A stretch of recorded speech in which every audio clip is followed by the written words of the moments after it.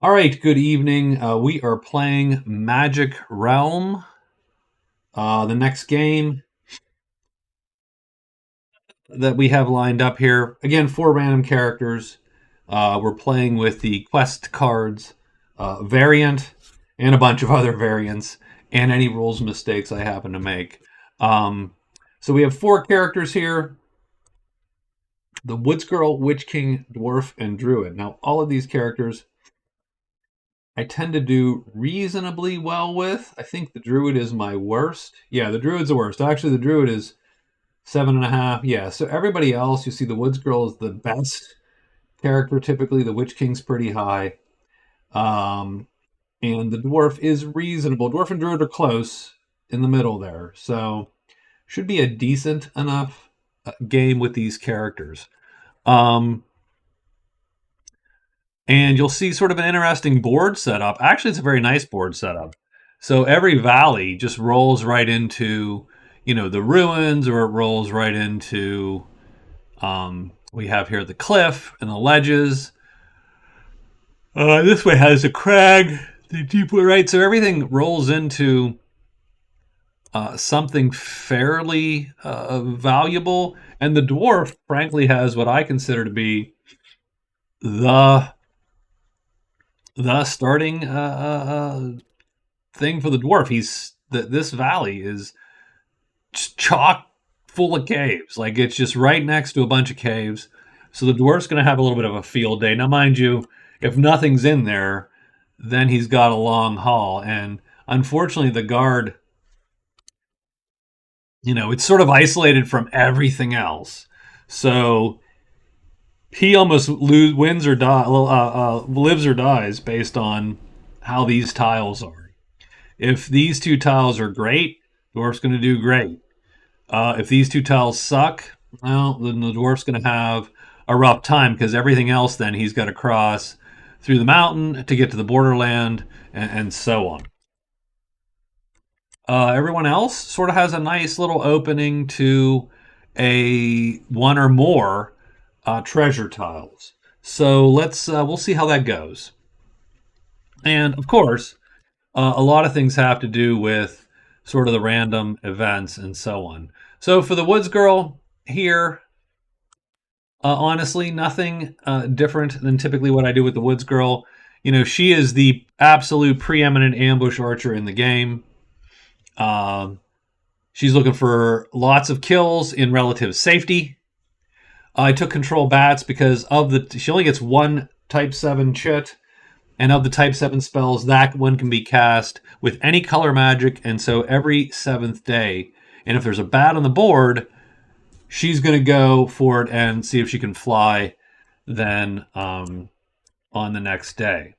The Witch King here, let me flip a couple of these chips. I don't want to flip these type 6s, of course. So the Witch King went for the strategy. So we're going for pretty much a fighting strategy on the Witch King also. So he's got Fiery Blast, which is his attack for multiples. He has Drain Life, which is a guaranteed kill on one big creature. Meld into Mist for his escape, and Dissolve Spell. And Dissolve Spell is there in case the Druid effectively locks him out of important purple tiles by enchanting them. Then he can dissolve, meld into mist, and just start over. Dwarf is the Dwarf. We don't have to say much about the Dwarf. The Dwarf is going to plow around in those caves. Now, the problem, of course, is that in the base game, that would be a great strategy for him. In the questing game, the cards might want to take him out of there. So what he's going to have to do is be very judicious on what cards he keeps. He wants kills, potentially. He wants explores if they're the caves or the caverns. There's a few cards that go in the caves or caverns. And of course, he's hoping for good rolls to keep everything up in that northeastern part of the board. Nonetheless, in the caves, he should be able to get some treasures and get some treasures, get some great treasures maybe. So we're looking to sort of win there. Get some prowess and so on. So things are things look good for our guy there. The Druid, fairly simple. I mean, I took. So what we're playing is we're playing with. I believe we're playing with. Um, I think the Druid. So we of course give the various characters sort of their extra advantages. The Druid is immune to curses. I do not play with his Peace with Nature extends to sight chits. So the Druid has dangerous sight chits still, but he is immune to curses. So what that does is, normally you would take Remedy, and then the Druid would go for spells. Since he's immune to curses, he's going for spells no matter what. So his goal is to win spells, get 2 points there. What I did was I took Guide Spider Octopus because I figure then the pool or the cairn is his. 100% his. He's going to take the pool of the cairn and he's going to loot it. And then Summon Animal is sort of his. I usually take that or like a Torchbearer or something, but in this case I figured, let me take Summon Animal. Let's flip 2 of these guys. Let me take Summon Animal and oh, excuse me. Oh. If there's a monster, if I'm hidden, I might be able to deal with 1 or 2 monsters then. But typically, he's going to avoid monsters and use Guide Spider Octopus to clear out the cairn, clear out the pool, and have those all to himself. So those are my 4 characters. Those are my strategies. You'll see that the starting locations are split. And now we just have to draw some quests for all these guys and see sort of what fate has for them. So here's my 4 piles.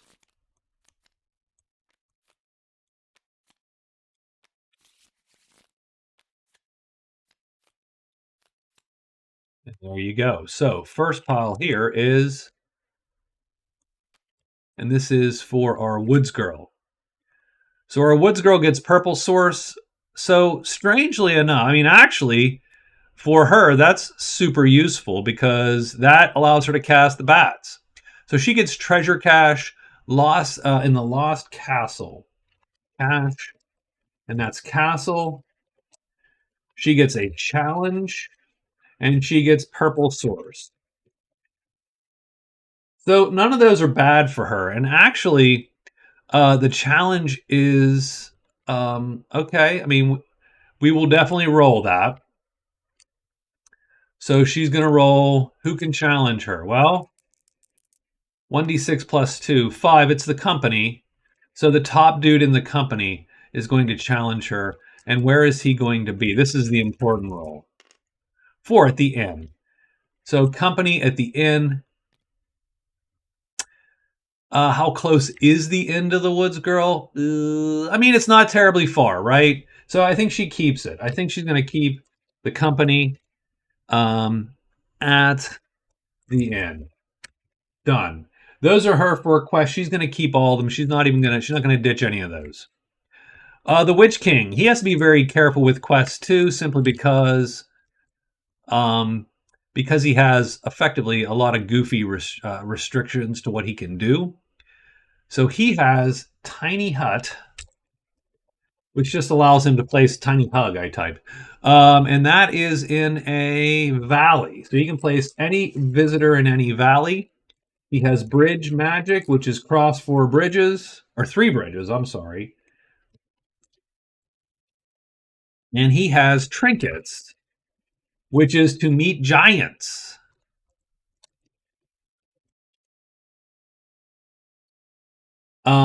Which what he does, he exchanges a small treasure and gives it to a giant who then gives him a large treasure in exchange. So, all right. I don't hate those. The problem with the treasures is that we can only carry negligible treasures without having Melt into Mist on. So let's look at bridges. Can we do bridge magic effectively? So there's one bridge right here. You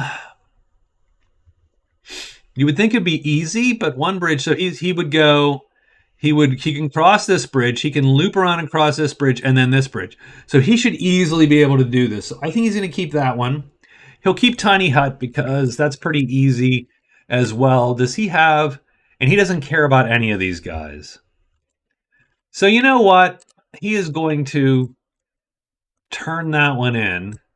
He's going to dump it because you can dump all your things before the first turn and get one redraw. And then the question with trinkets is that valuable to him, or does he just... I think he's going to keep it, flip that diplomat, and counter ogres. So ogres or giants, he is going to... Interesting. So diplomat, ogres. And so when he encounters ogres, one of them becomes his buddy and the rest of them go away. So, okay, I think we keep those. I think we're good. I'm sorry if my voice is a little bit dicey. The dwarf. Now he has to worry because, again, so enchanter's a no-go, and the crag, I think, is a no-go, frankly. Because the crag, because if you look where the crag is, it's way down here. He's not going to get there. And then, frankly, what was the other one that he ditched? He ditched Exploder and Enchanter. He's not going to enchant 3 tiles. So we're going to draw 2 cards. He has to keep these, unfortunately, no matter what they are. Navigator, locate 3 paths or passages. And Navigator can't double up, so he gets to toss that one for free. And then flip that one, Consult Demon. I mean, none of those are terrible. So Guide is good. Guide is a free pass or passages. Navigator works really well with Guide because, again, you find one for free.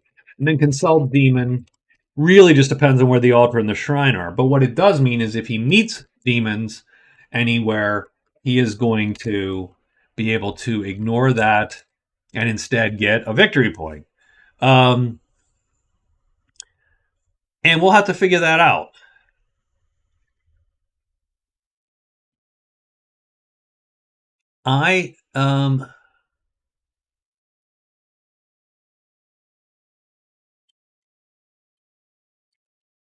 So fine. I mean, those are fine. Those...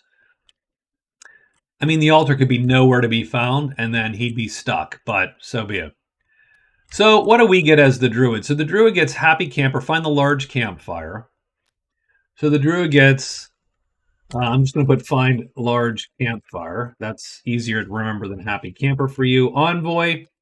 So Envoy is you trade with 1 neutral and 1 friendly or allied. So that's how I changed it. And then he has the hut also.